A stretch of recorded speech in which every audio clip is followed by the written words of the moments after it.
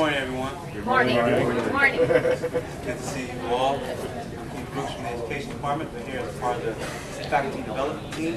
Welcome to a new season of Primetime at the VU Library. Primetime at the VU Library's mission is to encourage lifelong learning beyond the classroom for faculty, students, and staff through presentations that are a collaboration of many different offices on campus with the Friends of the Library. Faculty be on the lookout for research papers that your students could submit for the highly prized $250 Library Research Prize. Wow, that's a lot of money. That is.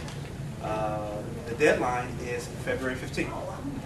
Join us on Saturday at 10 a.m. when the Friends of the Library hosts a special homecoming presentation by G.W. Carlson, Christian Garretts, and Christian Collins Wynn titled The Pietist Impulse at Bethel, in celebration of Bethel's Pietist history and the publication of their book, Pietist Impulse in Christianity. Next Tuesday, Dan Rotalk will present a talk about teaching session, What Did I See You Say? The Power of the Nonverbals in the Classroom Experience. That's a good topic. Today we welcome Ray VanArragon of the Philosophy Department as he presents In Praise of the Jogger, based on an essay, the same title that was published in the recent book, Running and Philosophy. Can we welcome him, please?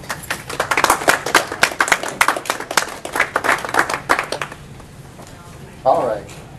So yes, this book is actually a few years old. So I wrote this essay a few years ago.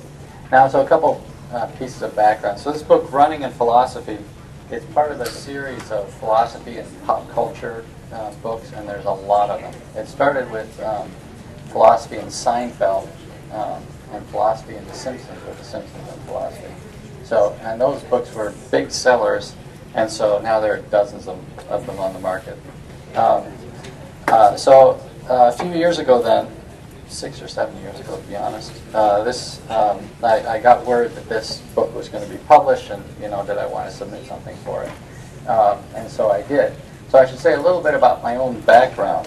So running was a big part of my life for many years, starting when I was in elementary school and going on through college. When I was in college, it was a huge part of my life. I'd say it was a bigger part of my life than my academic career in college. But then after college, I sort of faded out of it. I couldn't be motivated anymore to run at that level, at the level I ran at in college. In fact, I pretty much stopped altogether. I didn't run anymore. Since then, I've run off and on to get in shape for races, just for fun. Well, sort of just for fun. But I haven't managed to run consistently. All right. So this is one of the things that I've sort of stewed about for years and years. Why is it that that people like me run so intensely in college and then just fade out of it completely? Because I wasn't the only one of my teammates who had this happen. So that's my own background, why I'm so interested in this topic. One of the topics, when I got asked if I'd submit an essay for this book, one of the topics that was suggested was the difference between a runner and a jogger. Okay, so that's what philosophers do, is they draw distinctions, make and explain differences, and so on. And that topic appealed to me partly because at my wedding, one of my former runner friends had accused me of turning into a jogger. Okay, and he had said this in this was on our wedding video. So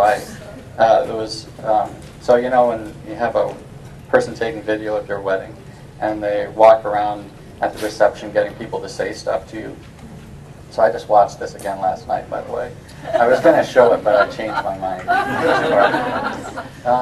So what this friend of mine, Jason, did, he and the rest of the cross-country team, the rest of the track team, which I had been on but I since graduated, had seen my wife, my now wife, and I rollerblading around the campus at Calvin College, where we went, while they were out running. And this had caused quite a stir, that I was out rollerblading when I should have been running, right?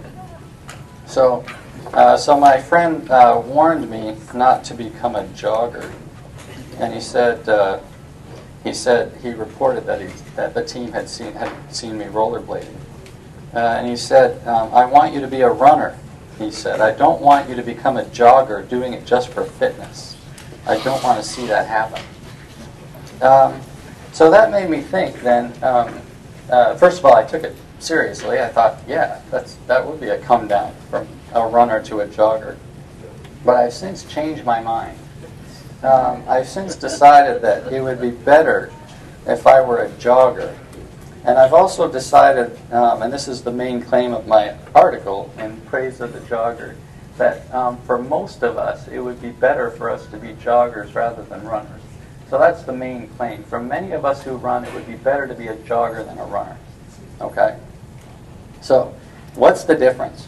Now I'm going to lay out the difference between a jogger and a runner based on what I think is a common way of understanding these terms, and also based on what my friend said. When he said, "Don't be a jogger doing it just for fitness," I think he was onto something. That's sort of a standard understanding of what differentiates joggers from runners.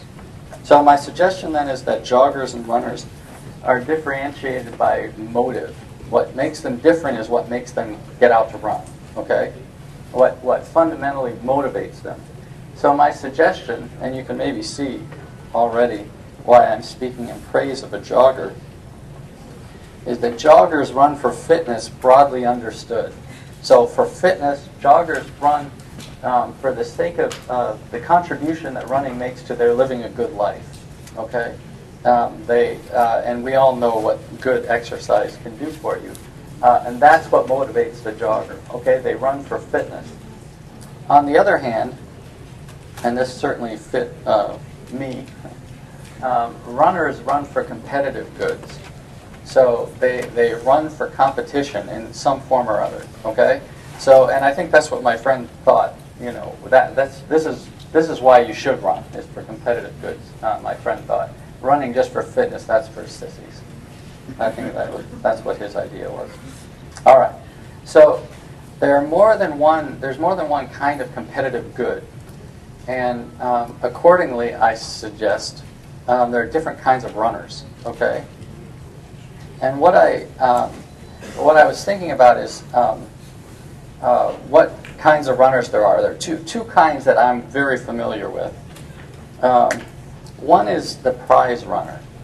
So, and the prize runner is motivated by competitive goods, motivated by prizes, as the title says, motivated by trophies, medals, money, maybe, honor. So there are plenty of prize runners out there, and this motivation is extremely attractive. For any of you who have won races or won any sort of events, you know that it's fun, to put it mildly. It's great winning. It's great, having everyone look at you and recognize that you're the one who won. So these are highly motivating goods. Now you can tell who prize runners are, or what people are really running for, when you take away the good, when they can't get it anymore. Okay, and I had a lot of experience with this in college because I was in a program that was highly competitive, very good. And we would recruit a lot of top-notch kids out of high school, top-notch runners. So you'd have a lot of people coming out of high school who were the star of their team. You know, maybe they did well at the state championship their senior year or something like that. So they came into our program thinking that they were pretty good. And we had it an awful lot that these people would come in and they would start getting beat. They would start losing to other people on the team. And sometimes they'd lose even to other freshmen, because of course we bring in lots of young hotshots, and lots of them quit. I know the year before I got to college, they brought in a really good class. So the class ahead of me was really good, and by the time that class was seniors, I think only 2 of them were still running, because again they were hotshots and they got beat. And they didn't want to do it anymore. They weren't motivated anymore because they couldn't get these prizes. Okay. Now I don't want to say that means prize runners are lousy people or anything. This is a real draw, and you can see why it would motivate someone and why someone would get used to it. And you could see why when they lose out, they might, when they stop getting these prizes, they might lose the motivation to put in all that running, all that training. Second kind of runner is a challenge runner. And this is many other runners. They're motivated by competitive challenges that typically have to do with competition with themselves. So like faster times or better places, things like that. I have enormous admiration for the good challenge runner. People who go out there because they want to achieve something. And it's not winning because they can't do that. But they want to achieve something because they want to get better somehow. So I had one friend, one teammate, who his freshman year, he was 2 years behind me. His freshman year, he was starting to do really well. But then the summer after his freshman year, he broke his leg in a jet ski accident. And by breaking his leg in a jet ski accident, I mean he's riding a jet ski like this and someone lumped into him. So he broke his leg, his upper leg, quite badly. And lost a lot of blood, I think it was a compound fracture. So it was, you can see how this would not be good for his running career. But what this guy did, his name is Rob, what he did was, we visited him in the hospital and thought his running career is over. But it wasn't. And in fact, he set his goal to get back to where he was before. And by the time he was a senior, despite the fact that he damaged his leg so badly, he was faster than he'd been as a freshman, which I thought was incredible. I mean, I think that's as good as anything any Olympic champion does. Now, I think that I just want to read a part about challenge runners because I have such appreciation for them. I expect that a good number of people who run are actually challenge runners, including many of those members of high school and collegiate cross-country teams who are not especially talented and yet keep plugging away. Members of the non-running public tend to view challenge runners, especially the slower ones, with a mixture of admiration and bemusement. Admiration because of the inspirational sort of self-motivation that they display, which is truly admirable, and bemusement because of how much misery they put themselves through for what appears to be such an insignificant payoff. So I don't know if I had teammates, and they were, they didn't have a chance of making the top 7 on our team, much less winning a race. And yet they ran for 4 years, and they ran as many miles as I did probably. And I was like, wow, that's quite impressive. So, and also, wow, why are they doing that? Another question I had. But the payoff can be of enormous significance to the challenge runner, and the desire for it can keep her running even when she never comes close to winning anything. Okay, so that's the difference. So I've spoken, like I said, I have great admiration for runners, for challenge runners probably particularly. But there are some perils of the prize runner. I'll go through problems that can crop up for both groups, okay? There are some perils of the prize runner that I want to mention that I'm familiar with. In some cases, you'll see, I'm not familiar with them all. All right, so one problem with the prize runner, the goods are few. Very few people can win. So that's one thing, right? So very few people can win. But another problem for the prize runner is that the goods are also fleeting. You can't win them for long. So the prize runners on my team, they won in high school, but they couldn't win in college, and they quit. And if you can win in college, eventually you're going to hit a time where you can't win anymore, where these prizes are no longer available to you because either the competition gets too intense or you slow down as you get older. Okay? So the problem with that then is that it's easy to quit. It's easy to lose motivation. If the prizes are what's motivating you, it's easy for you to lose that kind of motivation. So I want to, I'm not sure if any of you know who this guy is. Does any of you, I think some of you will know who the next person I show is. But anyone know who the guy in the front is? Number 227? See, the reason you don't know, he was the best American male distance runner through the 90s, especially the late 90s toward about 2000. He won something in the neighborhood of 10 NCAA Division I cross-country and track titles. And he won American track and field titles in the 5,000 a number of times. He made at least two or three, at least, I don't know if he made 3 Olympic teams, but 2. He was the first American to break 13 minutes in the 5,000 meters, so if any of you know that fast. But he never won an Olympic medal, and he never won a medal at the World Championships, okay? And this is why no one knows who he is, right? He didn't achieve that kind of fame. Now, the thing with him, though, is that despite the fact that he couldn't win, he kept it up. This quote I'm going to read of what he says suggests that the reason he could keep it up is that he wasn't really a prize runner. He was a challenge runner at heart. So the fact that he wasn't winning at this high level didn't destroy his motivation to keep going. So the magazine Running Times, which may or may not still be in existence, does anyone know if the magazine Running Times is... Magazines are dying these days. But anyway, magazine Running Times suggests that Kennedy's aim in running is to find out how good he can be. He's retired now, Kennedy is. So here's what he says. It's a healthy way of approaching it, because if I say I want to win an Olympic medal, it may or may not happen, he's quoted as saying. It's such a difficult thing to do. And if I have the attitude of finding out how good I can be, then if I'm the best ever, great. But if I'm no better than I am now, I can live with that too, because all you can expect from yourself is what you're capable of. So I think what kept Kennedy going is that he isn't a prize runner. He wasn't a prize runner. He was a challenge runner, okay? And I think there's something good at that, because if he were a prize runner, he would have given up. All right, or he would have done something else.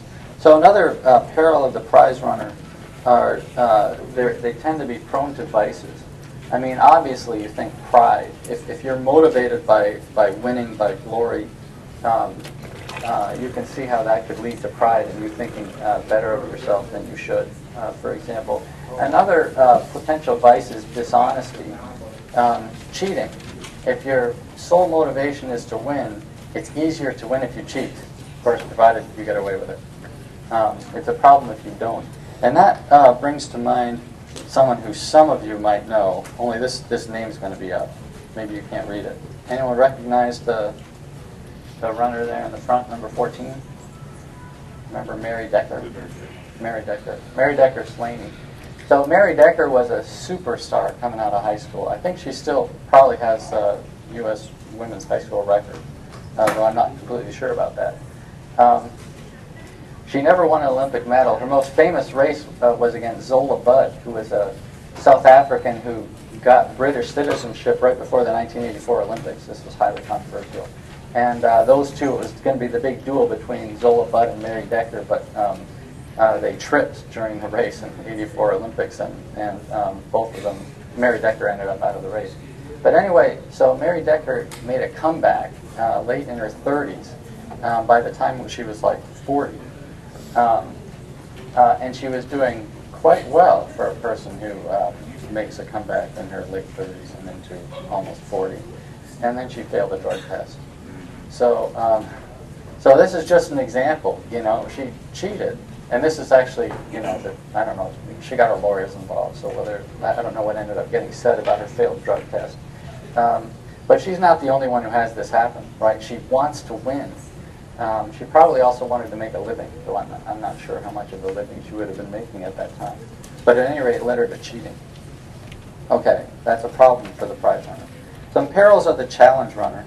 One is challenge runners, and I know this from experience again, is they're often prone to unrealistic expectations. They set challenges that are too high.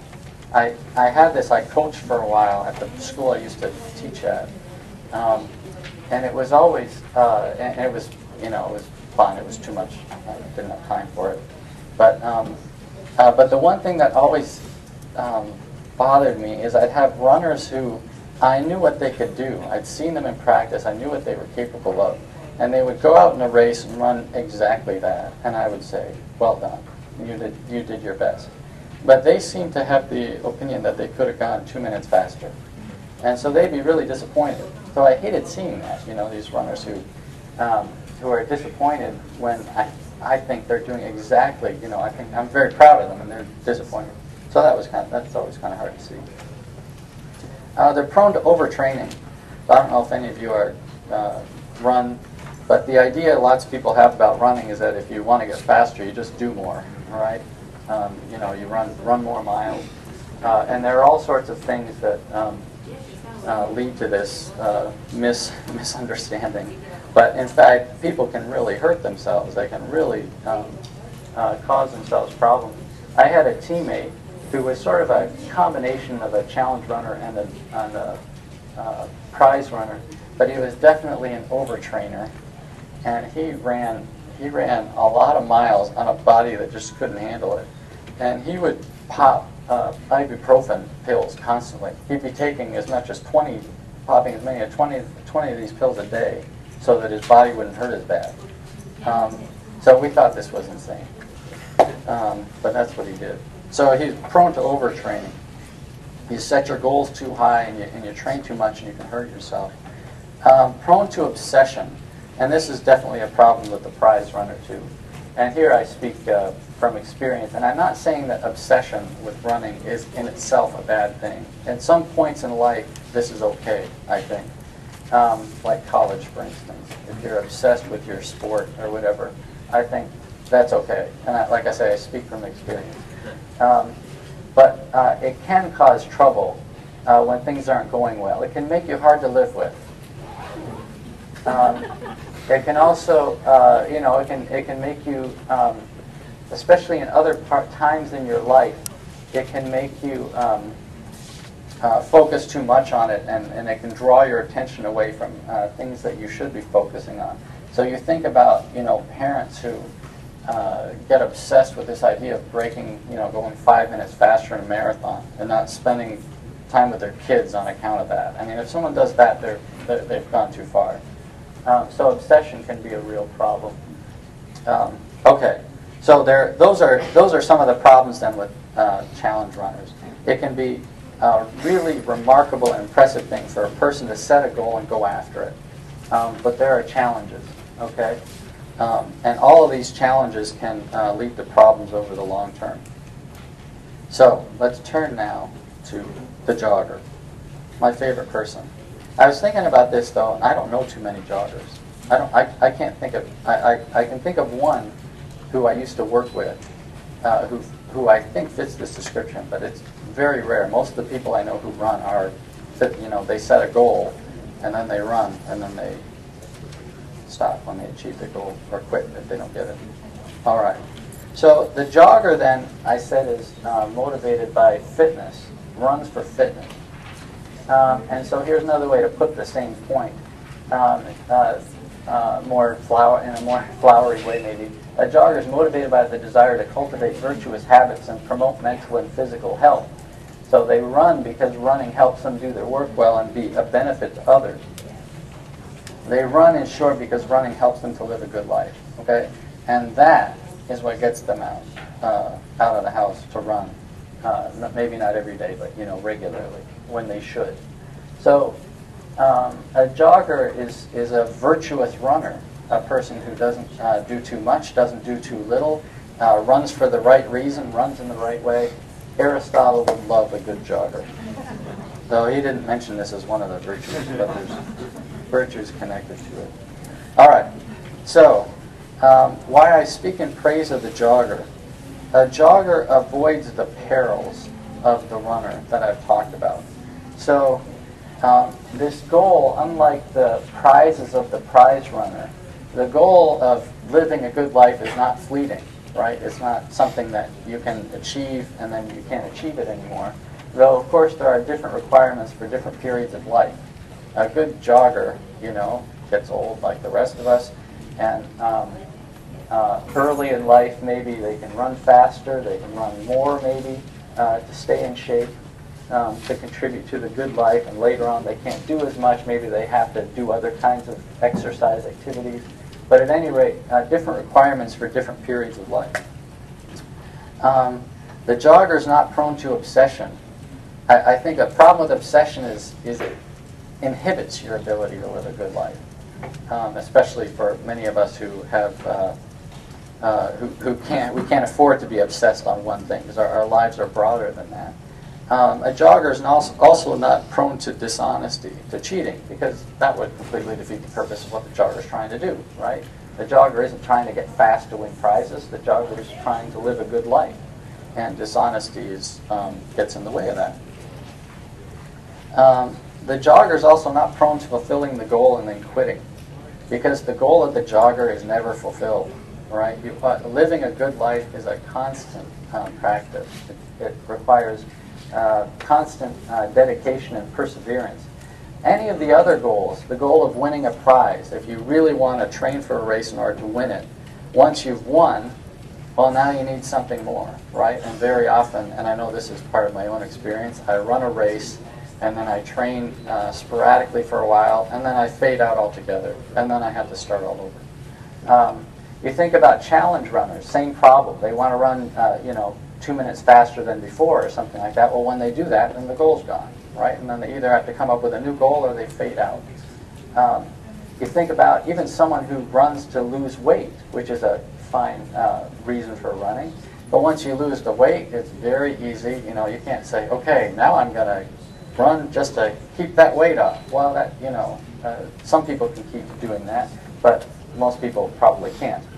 All right.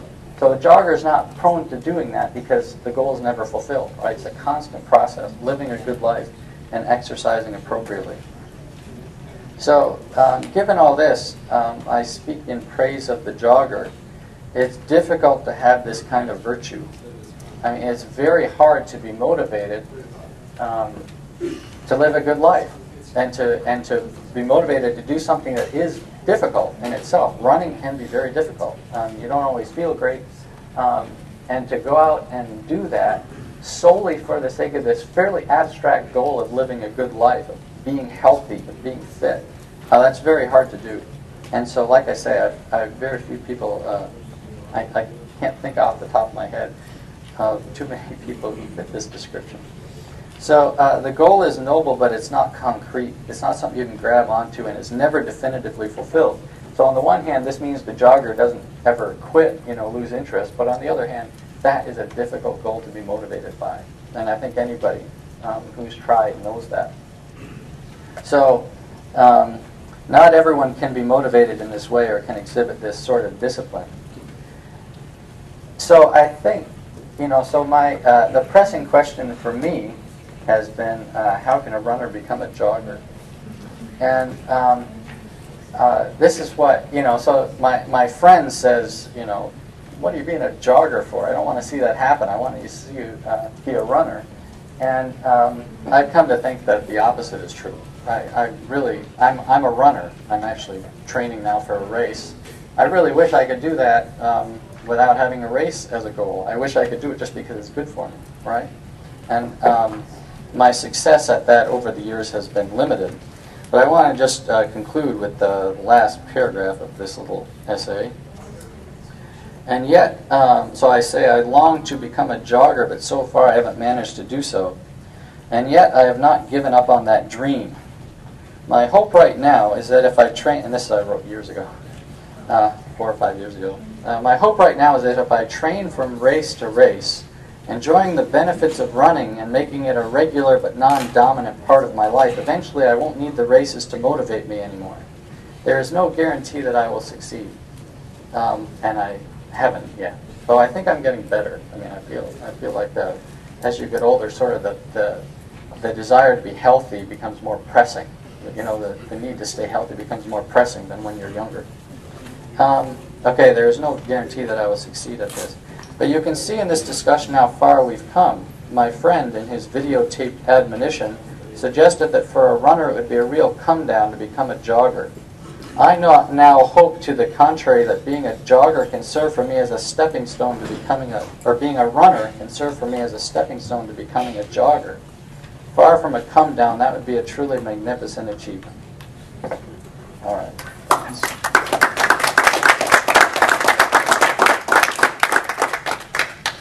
Yeah, Paul. First, I just want to say that last week when Professor Ritchie and Amy Riggins gave that presentation, there were lots of books out in front. And I'm really disappointed that you didn't put all your trophies out in front. Because I think it would, actually think it would have helped people listening realize that you speak from a much more experience than it sounds like you do. Okay.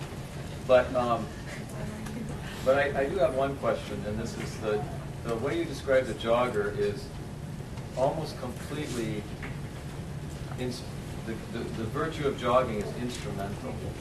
It's all instrumental to a good life, broadly conceived. And then you gave some smaller goods, like it's instrumental to health.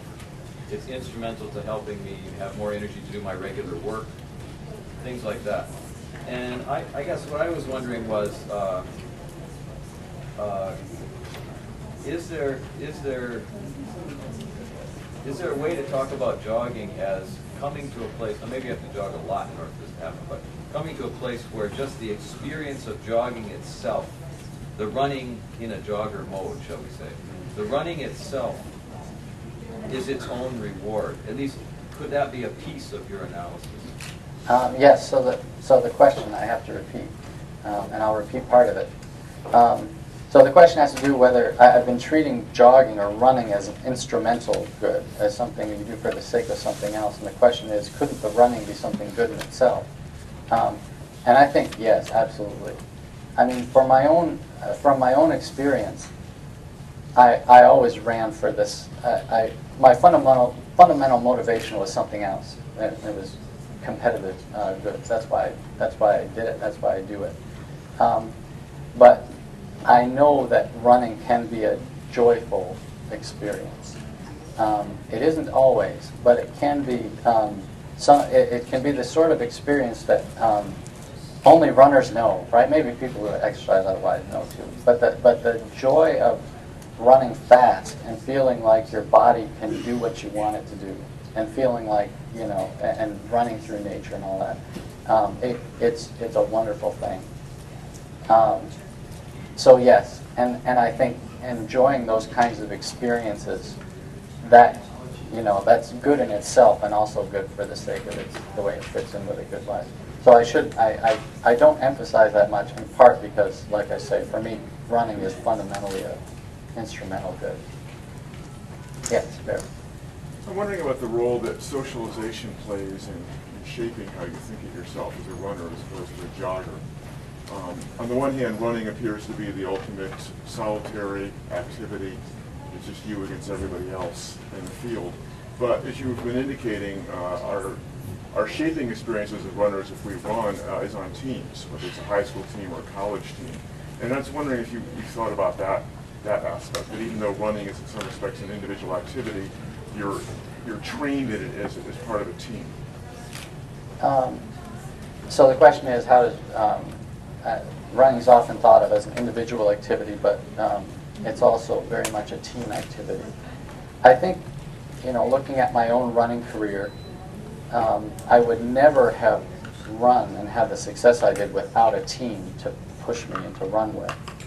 But at the same time, it was fundamentally me and my own goals I was running for better or worse. That's what motivated me. But I think lots of runners, including lots of collegiate runners, do run for the team. They run as part of the team. And I think that's actually probably essential to have a really successful team, is to have a real team atmosphere. I mean, one of the problems with that is, you know, you leave college and your team is gone. And so you could, and that could make you lose the motivation to go out and do it again. But yeah, running can definitely be a team sport. It's not as much of a team sport as other sports, obviously, because it's still, it's really you know, it really is an individual thing at some level. I know that my college team, we never got in the top 4. We should have. We went into nationals a couple times, ranked in the top 3, and ended up finishing 6th, which was very disappointing. But I know that the college team, after I graduated, my team, they got some really good runners who really had that team mentality, and they ended up winning the national championship a few times. And just as an aside, after they won their first national championship, they had a big celebration, and I was called back. I was at Notre Dame at graduate school at the time, and I was called back and asked to speak, to talk to the team about my own experiences on it. And that's when I met Paul, because Paul's son Joel was on that team that won the national championship. And so that's how I met Paul, and that's how it came to be that Paul gave me a call a bunch of years ago, asking me to apply for the job here. So Paul was kind of like a father figure to you.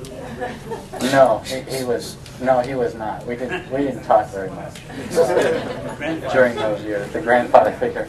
No, but I feel like Paul is not a runner, but I do feel like he has some of the same quiet competitive inclinations that I have. So Paul and I are birds of a feather, but he played other sports.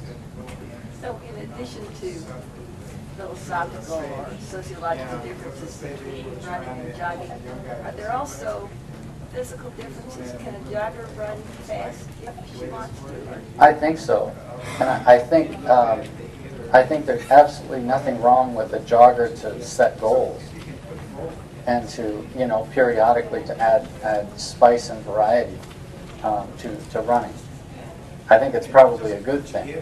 The difference between the pure challenge runner and the jogger is that when the challenge runner sets a goal and achieves it or doesn't, there's always the serious risk of the challenge runner quitting because the goal is set, and that's what motivated the challenge runner. But the idea is that a jogger is motivated still after that, motivated to live the good life and to exercise as part of that. And so once the goal is met or the race is done, the jogger carries on. So yeah, joggers can, and I say this in the chapter, a jogger can look like a runner, but what differs, as I've described it, is the motive. And that only comes out, that can come out afterwards. Yeah, Paul. Could you comment on the difficulty of moving from being a runner to moving to be a jogger in this sense? Sometimes it's hard to keep doing, in your case, running. When, I'm sorry to say this, Ray, but you can't do it at the level you did before. And I know my own son has quit running for all practical purposes, and what he said to me sometimes is, I can still go out and easily run 3-4 miles, but it doesn't feel right, and I know I can't. What I really like is how it felt before, and I can't get back to that in some way. Can you comment on that as a barrier? Well, it's not.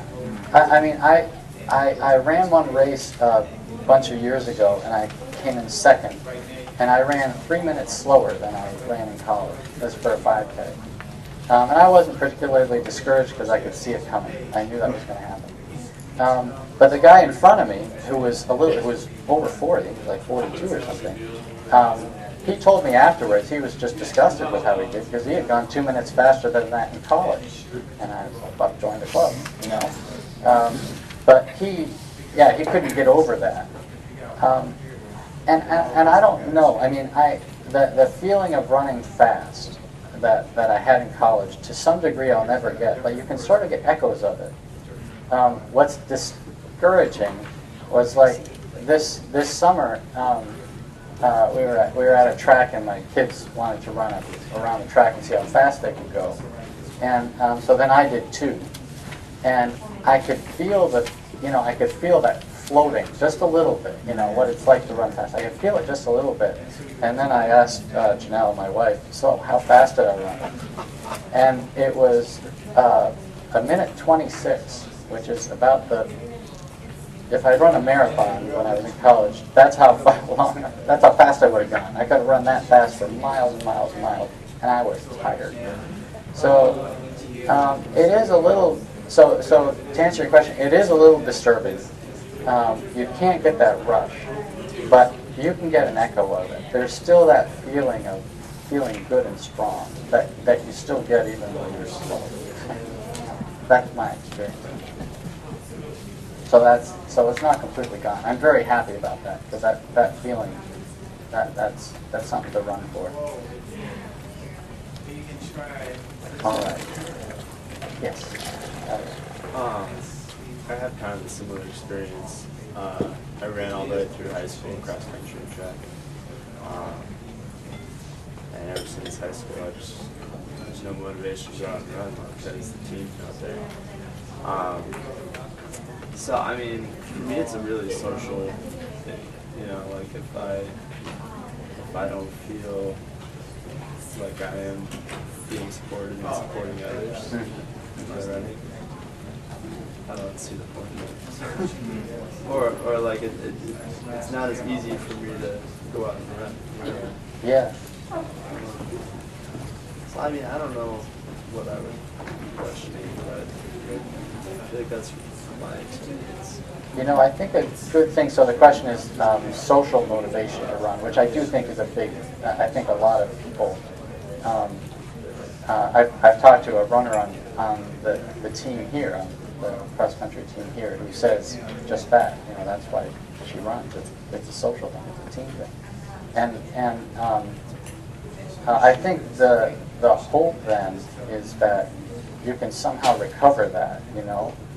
Later, you know, group up with people. There are lots of people who want to run and don't because they don't have people to run with. So that's the sort of thing that you can do, I think, and it would be a good thing to do.